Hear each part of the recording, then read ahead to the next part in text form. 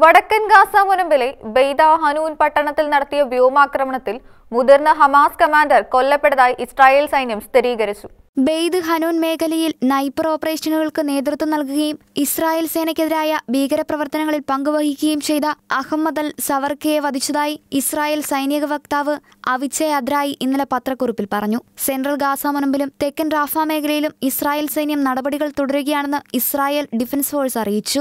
വ്യാഴാഴ്ച വരെ ഇസ്രായേൽ സൈനിക നടപടികളിൽ പലസ്തീനുകളുടെ മരണസംഖ്യ 37,431 ഉയർന്നതായും 85,653 പേർക്ക് പരിക്കേറ്റതായും ഗാസയിലെ ആരോഗ്യവകുപ്പ് അധികൃതർ അറിയിച്ചു. 2023 ഒക്ടോബർ 7 തെക്കൻ ഇസ്രായേൽ അതിർത്തിയിലൂടെ ഹമാസ് ഭീകരർ നടത്തിയ ആക്രമണത്തിനെതിരെ തിരിച്ചടിക്കാൻ ഗാസ മുനമ്പിൽ ഹമാസിനെതിരെ ഇസ്രായേൽ വലിയ തോതിലുള്ള ആക്രമണം ആരംഭിച്ചത്. ഹമാസ് ആക്രമണത്തിൽ ഏകദേശം 1200 ഇസ്രായേൽക്കാർ കൊല്ലപ്പെടുകയും 250ഓളം പേരെ ഹമാസ് ബന്ദികളാക്കുകയും ചെയ്തിരുന്നു. ഇന്റർനാഷണൽ ഡെസ്ക്, ഷെഗാന ന്യൂസ്.